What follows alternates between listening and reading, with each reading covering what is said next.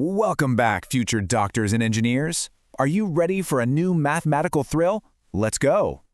Today, in this high-energy explainer, we uncover the fundamental secret behind why some mathematical graphs are perfectly smooth-flowing curves and why others are completely broken. We are talking about one of the most foundational concepts in all of calculus, continuity. Welcome to our brand new Mr. Math identity. Before we really get rolling, let's establish our mission for today. We are translating abstract calculus into an intuitive, visually striking toolkit. We aren't just going to stare at a bunch of dry equations. We're going to really see the math, understand the behavior of these functions, and build a reliable framework that you'll use for the rest of your mathematical journey. Okay, let's dive into this with a really simple visualization. Think about driving your car down a brand new, perfectly paved road. It's a completely seamless experience, right? Now, compare that to suddenly hitting a massive, tire-busting pothole. It's a jarring, abrupt interruption. Well, in mathematics, that exact difference between a perfectly smooth ride and a sudden bone-rattling crash is exactly what we call continuity. Part 1. The 3 rules of continuity. To move from that pothole intuition to formal mathematics, Stewart's calculus defines continuity at a point A using 3 absolute non-negotiable rules. First, f of a must be defined. That means the point must actually exist. No holes allowed. Second, the limit as x approaches a of f of x must exist. This means the left and right sides must agree on the exact same destination. And third, the limit must perfectly equal the value. So, the limit as x approaches a of f of x equals f of a. If those 3 rules sound like a bit too much academic jargon, let's put it in plain English. If you can draw the entire graph without ever lifting your pen from the paper, the function is continuous. It happens gradually, without interruption. Part 2. Why do functions break? So, what happens when those strict rules are broken? Well, sometimes functions just misbehave, creating what we call discontinuities.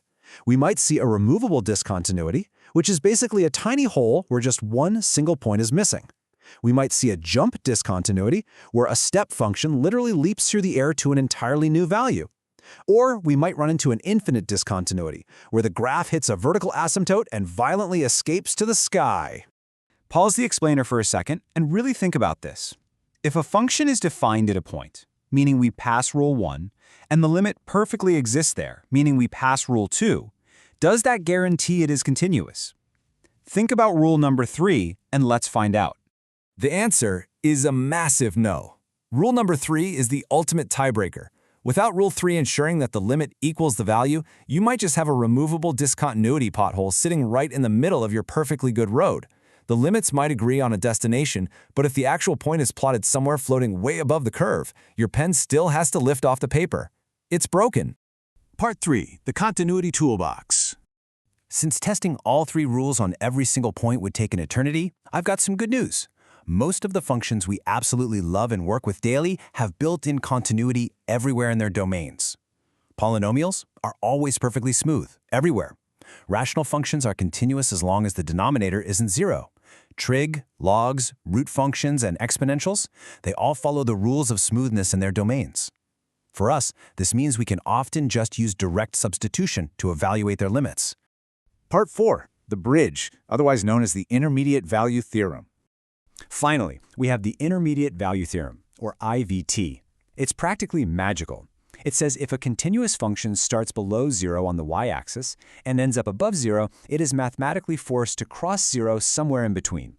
It cannot skip over values and it cannot teleport. It must pass through every single altitude on its way up. And here is why this matters. We use this incredible power to locate the roots of difficult equations. If an equation is too messy to factor, we can just plug in numbers. If an input gives a negative result and the next input gives a positive result, and we know the function is continuous, boom, the IVT guarantees a root exists exactly between those two numbers. Which brings us perfectly to our final segment, the Monster Math Challenge. It's time to put your newfound continuity powers to the ultimate test. You are going to play the role of the mathematical paving crew. You need to smoothly connect 2 completely broken pieces of a graph right at the critical junction point where x equals 2. Monster Challenge time.